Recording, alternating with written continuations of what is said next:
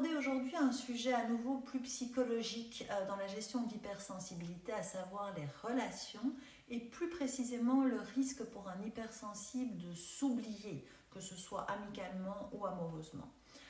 Beaucoup de patients viennent en fait me voir en consultation en cherchant à comprendre pourquoi ils vivent souvent des relations qu'ils appellent toxiques.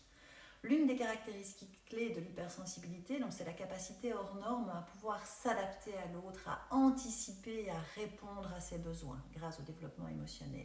C'est en quelque sorte génétique grâce au réseau de neurones miroirs qui est en fait surdéveloppé. Je l'explique dans d'autres vidéos. Au début d'une relation, ça crée une espèce de connexion époustouflante où l'autre se sent très valorisé par cette attention de tous les instants. Il a en face de lui exactement en fait ce qu'il attend en mieux. Mais avec le temps, ce rôle en fait que l'hypersensible amène peut faire qu'en fait finalement vous devenez ce que l'autre souhaite et souvent d'ailleurs à votre insu.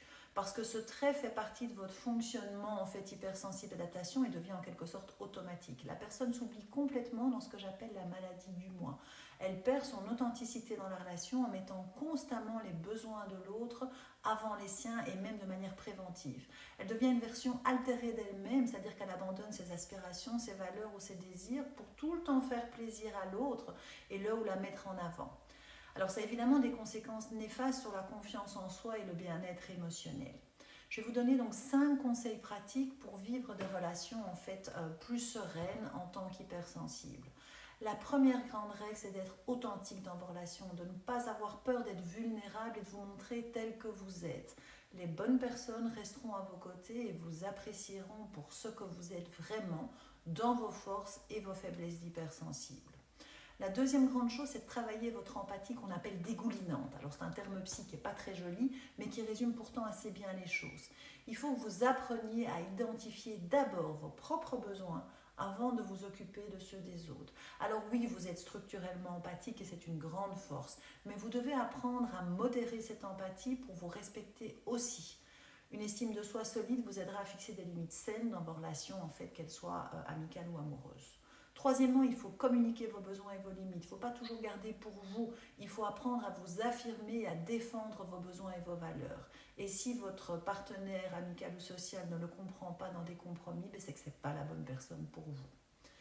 Et justement, choisissez des relations équilibrées, ça c'est essentiel.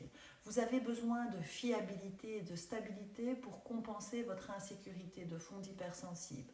Vous devez donc rechercher des relations avec des partenaires qui vous respectent, qui vous soutiennent et qui vous valorisent pour ce que vous êtes réellement. Il faut que vous évitiez en fait les relations où vous êtes constamment en sacrifice dans un rôle de perfection.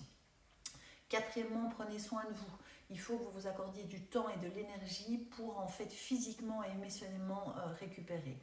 C'est essentiel pour tout le monde, mais d'autant plus pour un hypersensible, parce que comme je l'ai déjà développé dans d'autres vidéos, l'hypersensible a une tendance en fait de fond à la fatigue chronique et à l'épuisement.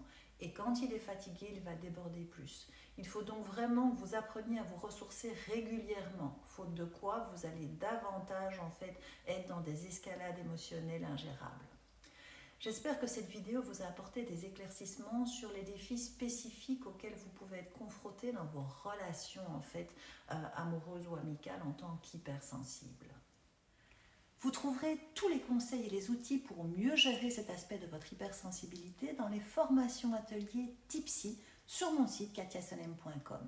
J'ai en effet construit différents modules pratiques pour vraiment vous aider à mieux fonctionner au quotidien. Je vous mets l'accès en commentaire. D'ici là, abonnez-vous et activez les notifications pour ne manquer aucune des prochaines vidéos. À très bientôt!